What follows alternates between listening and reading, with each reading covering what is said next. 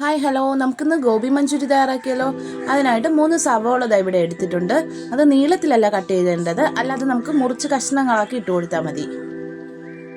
നിങ്ങൾ എൻ്റെ വീഡിയോ കാണുന്നവരാണെങ്കിൽ ഒരു ലൈക്കും കൂടെ ചെയ്തേക്കണേ. അതെങ്കിൽ മാത്രമേ മറ്റുള്ളവരിലേക്ക് ഷെയർ ചെയ്ത് പോവുകയുള്ളൂ വീഡിയോ. അപ്പോൾ വെളുത്തുള്ളി എത്രത്തോളം എടുത്ത് നിങ്ങൾ കണ്ടല്ലോ. ഒരു ചെറിയ കഷ്ണം ഇഞ്ചിയും 2 പച്ചമുളകും ഒന്ന് ചതച്ചെടുക്കാം. നിങ്ങൾ എൻ്റെ വീഡിയോ ആദ്യമായിട്ടാണ് കാണുന്നതെങ്കിൽ ചാനൽ ഒന്ന് സബ്സ്ക്രൈബ് ചെയ്യുക. സബ്സ്ക്രൈബ് ചെയ്യുമ്പോൾ അതിൻ്റെ അടുത്ത് കാണുന്ന ബെല്ലൈക്കണിൽ ഓൾ എന്ന ഓപ്ഷൻ കൂടി ക്ലിക്ക് ചെയ്യുക. എങ്കിലേ ഞാനിടുന്ന വീഡിയോകളുടെ നോട്ടിഫിക്കേഷൻ അതാത് സമയം നിങ്ങളുടെ ഫോണിൽ എത്തുകയുള്ളൂ. വീഡിയോ ഇഷ്ടമായാൽ നിങ്ങളുടെ അഭിപ്രായം കമൻറ്റ് ബോക്സിലൂടെ എന്നെ അറിയിക്കാനും മറക്കരുത്.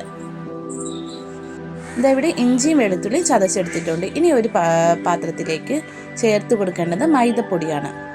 ഒരു 1/2 കപ്പോളം മൈദപ്പൊടി ചേർത്ത് കൊടുക്കുന്നുണ്ട്. ഇനി ആവശ്യമായ വെള്ളം ചേർത്ത് ഉപ്പും കൂടി ചേർത്ത് നന്നായിട്ട് തന്നെ മിക്സ് ചെയ്യാം.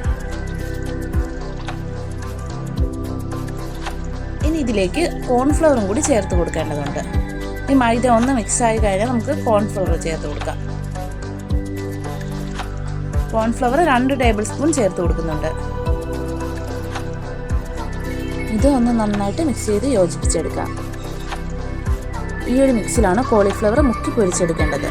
കോളിഫ്ലവർ നേരത്തെ തന്നെ ഒന്ന് മഞ്ഞൾപ്പൊടി ഇട്ട് വെള്ളത്തിൽ തിളപ്പിച്ച് അതിലേക്ക് ഇഞ്ചിയും വെളുത്തുള്ളിയും 1 സ്പൂൺ കോൺഫ്ലവറും ചേർത്ത് ആവശ്യത്തിന് ഉപ്പും കുരുമുളകും ചേർത്ത് മിക്സ് ചെയ്ത് വെച്ചിട്ടുള്ളതാണിത്. ഇത് ഇതിലേക്ക് ചേർത്ത് കൊടുക്കാം.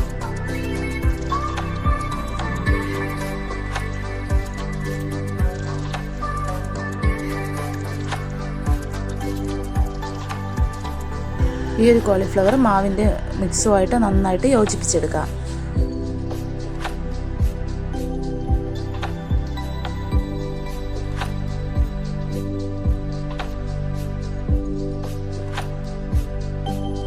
ഇനി ഒരു പാൻ അടുപ്പത്തേക്ക് വെച്ച് അതിലേക്ക് വെളിച്ചെണ്ണ ഒഴിച്ചു കൊടുക്കാം. ഇത് ഫ്രൈ ചെയ്യാൻ ആവശ്യമായ വെളിച്ചെണ്ണ ഒഴിച്ചു കൊടുത്ത് നന്നായിട്ട് തന്നെ ക്രിസ്പി ആയിട്ട് ഫ്രൈ ചെയ്തെടുക്കാം. എണ്ണ നന്നായിട്ട് ചൂടായി വന്നിട്ടുണ്ട്. ഈ സമയം നമുക്ക് മിക്സ് ചെയ്ത് വെച്ച കോളിഫ്ലവർ ഇതിലേക്ക് ചേർത്ത് കൊടുക്കാം. ഇത് വെറുതെ വേണമെങ്കിലും ഫ്രൈ ചെയ്ത് തിന്നാൻ നല്ല ടേസ്റ്റാണ്.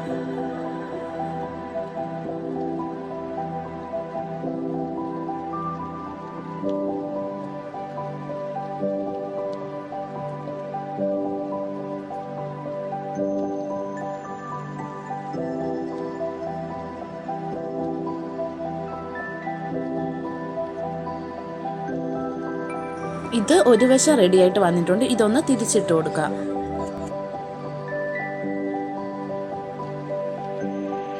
ഇതെല്ലാം കൂടെ ഒട്ടിയിരിക്കുന്നതൊന്നും പ്രശ്നമാക്കണ്ട. ഇതൊന്ന് ചൂട് മാറി കഴിയുമ്പോൾ നമുക്ക് ഇതെല്ലാം സെപ്പറേറ്റ് ആക്കി എടുക്കാവുന്നതേ ഉള്ളൂ.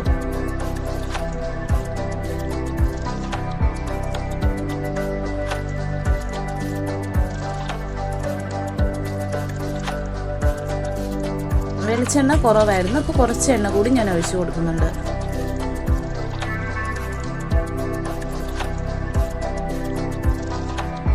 ഇതൊന്നുകൂടി തിരിച്ചിട്ട് കൊടുക്കുന്നുണ്ട്. ഇതിൻ്റെ മുകൾ ഭാഗമൊക്കെ ഒന്നുകൂടി മൊരിഞ്ഞു വരാനുണ്ട്. അപ്പം മൊരിയണ്ട എന്നുണ്ടെങ്കിൽ അത് മുന്നേ ഇറക്കിയാൽ മതി. ഇതിവിടെ റെഡിയായി വന്നിട്ടുണ്ട്. ഇതൊന്ന് കോരി മാറ്റാം. ബാക്കിയുള്ളതും ഇതുപോലെ ചെയ്തെടുക്കുന്നുണ്ട്.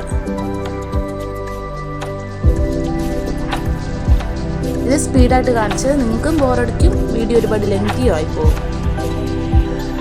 ശേഷം ഇതിലേക്ക് കടുക് ചേർത്ത് കൊടുക്കാം. കൂടത്തിന് കുറച്ച് കറിവേപ്പിലയും. അടുത്തതായി ഇഞ്ചി വെളുത്തുള്ളി പച്ചമുളക് ചതച്ച് വെച്ചതും കൂടി ചേർത്ത് കൊടുക്കാം. അതൊന്ന് വഴന്ന് വന്നാൽ മതി, ഒരുപാട് മൂത്ത് പോകേണ്ട ആവശ്യമില്ല. ഇനി ഇതിലേക്ക് സ്പ്രിംഗ് ഒനിയൻ ചേർത്ത് കൊടുക്കാം. സ്പ്രിംഗ് ഒനിയൻ കയ്യിലില്ലെങ്കിൽ കുറച്ച് വരുന്ന സവാളയൊക്കെ ഉണ്ടല്ലോ, അത് ആദ്യം നിന്ന് കട്ട് ചെയ്തെടുത്ത് ചേർത്ത് കൊടുത്താൽ മതി. അത് തന്നെയാണ് സ്പ്രിംഗ് ഒനിയൻ. അപ്പോൾ ഇതൊന്ന് വഴറ്റി കൊടുക്കാം. ഇനി നമുക്ക് സവാള ചേർത്ത് കൊടുക്കാം. ഇനി ഒരുപാട് നേരം സവാള നന്നായിട്ട് അങ്ങ് വേവിച്ചെടുക്കേണ്ട ആവശ്യമില്ല. ഒന്ന് മിക്സ് ചെയ്ത് കൊടുക്കാം.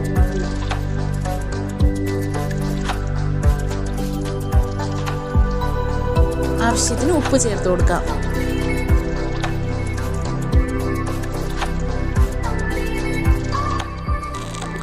അതവിടെ ഇരുന്ന് റെഡി ആയിക്കോട്ടെ. അപ്പോഴേക്കും നമുക്ക് അടുത്ത മിക്സ് റെഡിയാക്കി എടുക്കാം. ഒരു 1/4 കപ്പ് അളവിൽ കോൺഫ്ലവർ ഒരു ബൗളിലേക്ക് ചേർത്ത് കൊടുക്കാം. ഇനി ഇതിലേക്ക് 1/2 കപ്പ് അളവിൽ വെള്ളം ചേർത്ത് കൊടുക്കാം. ഈ കോൺഫ്ലവർ നേരിട്ട് ചേർത്ത് കൊടുക്കരുത്, അത് കട്ടയായിട്ട് കിടക്കും. അതുകൊണ്ട് ഇതുപോലെ വെള്ളം ചേർത്ത് മിക്സ് ചെയ്തതിന് ശേഷം മാത്രമേ ചേർത്ത് കൊടുക്കാവൂ. ഇവിടെ സവാള റെഡിയായി വന്നിട്ടുണ്ട്. ഇതിലേക്ക് 1/2 ടേബിൾ സ്പൂൺ മുളക് പൊടി ചേർത്ത് കൊടുക്കുക. മുളക് പൊടി നമുക്ക് എരിവിനനുസരിച്ച് അവരൊരു ഇഷ്ടത്തിനനുസരിച്ച് ചേർത്ത് കൊടുത്താൽ മതി. ഇനി ഇത് പച്ചമണം മാറുന്നത് വരെ ഒന്ന് മിക്സ് ചെയ്ത് കൊടുക്കാം. ഇനി അടുത്തതായിട്ട് ഇതിലേക്ക് ചേർത്ത് കൊടുക്കേണ്ടത് ടൊമാറ്റോ സോസാണ്. സോയാ സോസും ഈ അളവിന് തന്നെ ചേർത്ത് കൊടുത്താൽ മതി. അതെൻ്റെ കയ്യിൽ ഇല്ലാത്തത് കൊണ്ട് ടൊമാറ്റോ സോസ് മാത്രമേ ചേർത്ത് കൊടുക്കുന്നുള്ളൂ. പിന്നെ നമുക്ക് സവാള വഴറ്റുമ്പോൾ ക്യാപ്സിക്കം കയ്യിലുണ്ടെങ്കിൽ അതും കൂടി ചേർത്ത് കൊടുക്കാവുന്നതാണ്. അപ്പോൾ അതും നല്ല ടേസ്റ്റ് തന്നെയാണ് കറിക്ക്. മുളക് പൊടിയുടെ പച്ചമണം മാറി വന്നിട്ടുണ്ട്. ഈ ഒരു സമയം നമുക്ക് കോളിഫ്ലവർ ചേർത്ത് കൊടുക്കാം. നമ്മൾ ഫ്രൈ ചെയ്ത് വെച്ച കോളിഫ്ലവർ ഇതിലേക്ക് ചേർത്ത് നന്നായിട്ട് തന്നെ മിക്സ് ചെയ്ത് കൊടുക്കാം. ഇനി നമുക്ക് കോൺഫ്ലവറും വെള്ളവും കൂടി മിക്സ് ചെയ്ത് വെച്ച ആ ഒരു മിക്സ് ഇതിലേക്ക് ചേർത്ത് കൊടുക്കാം. ഇത് കറിക്ക് ഒരു തിക്നെസ്സും കൊഴുകൊഴുപ്പൊക്കെ കിട്ടാൻ വേണ്ടിയിട്ടാണ് ചേർത്ത് കൊടുക്കുന്നത്.